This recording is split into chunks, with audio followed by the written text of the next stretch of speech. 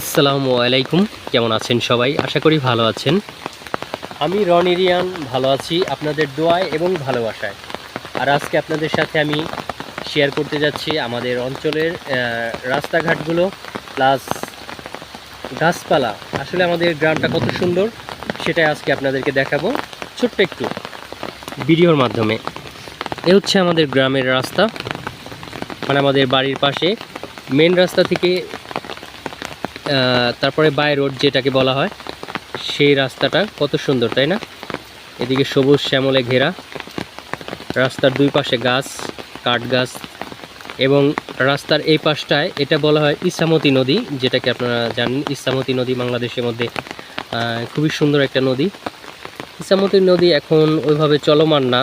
এই নদীটা জায়গায় জায়গায় এভাবে মানে বন্ধ করে রাখা হয়েছে। এটার উপরে বেড়িবাঁধ, এটার উপর দিয়ে রাস্তা, ব্রিজ, তারপরে বিভিন্ন কিছু করা হয়েছে। তো এই নদীটা আগের মতো ওভাবে স্রোত নাই, পানি চলাচল করে না। তো এটা হচ্ছে ইছামতি নদী, একদম রোডের সাথেই, রাস্তার পাশেই এই নদীটা, যেটাকে আমরা বলি খাল, আমাদের অঞ্চলে খাল বলে।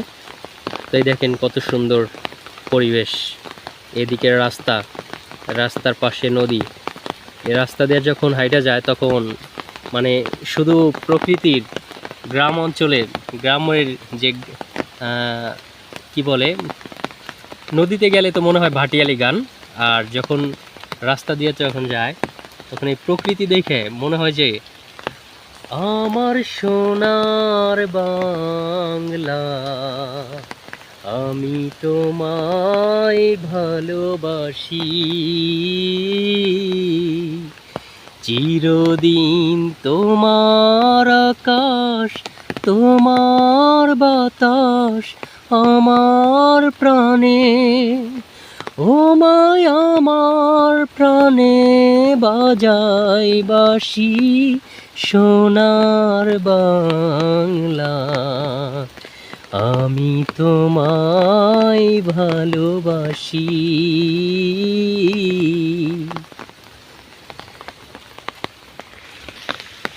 তো যাই হোক, একটু জাতীয় সঙ্গীতের প্রথম লাইনটা গাইলাম, কতটুকু ভালো হলো জানি না। আর এখন আপনাদেরকে দেখাবো সিনেমাটিক শট, সেটা হচ্ছে গ্রামের প্রকৃতির, পরিবেশের এবং গাছগাছলার একটা সিনেমাটিক শট। ভিডিওটার সাথেই থাকুন আর দেখতে থাকুন, উপভোগ করুন।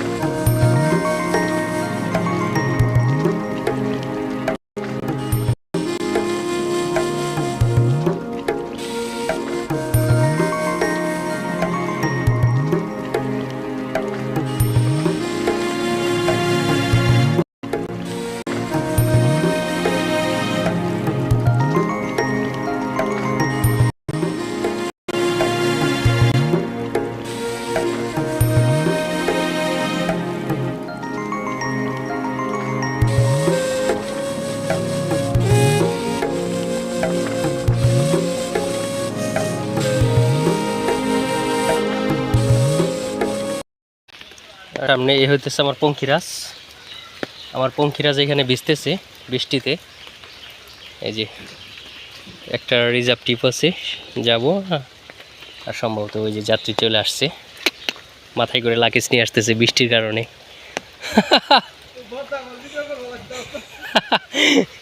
ব্লগ করতেছি, ব্লগ।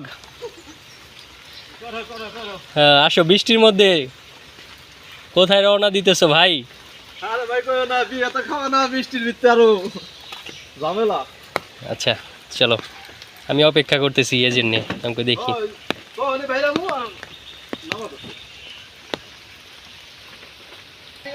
হ্যাঁ, বৃষ্টির অনুভূতিটা ফিল করো। বলো বলো সবার কাছে। আমার কাছে ভালো লাগতেছে। সত্যি আসলে বৃষ্টির দিনটা আমার কাছে অনেক ভালো লাগে, একদম মিয়া মিয়া কয়েস। কিন্তু কাজ না করতে পারলে যদি বসে বসে খিচুড়ি পাকায় বা ঘরের মধ্যে বসে একটা আড্ডা বা একটু গান টানের ব্যবস্থা হয়, নাহলে বেশি ভালো। গান তো গাইতে পারলাম না, কাকা তুমি বলো। গানটা নিলে তো কোনো কথাই নেই। বলো কিছু। তার মধ্যে যদি লরিস বলো হাই। হাই দাও, এমনি হাই দাও। বলো বৃষ্টি আমারও ভালো লাগে, বলো তোমাকে দেখা যায়। বৃষ্টি আমারও ভালো লাগে। দেখা যায়, যে দেখা যায়। ওই যে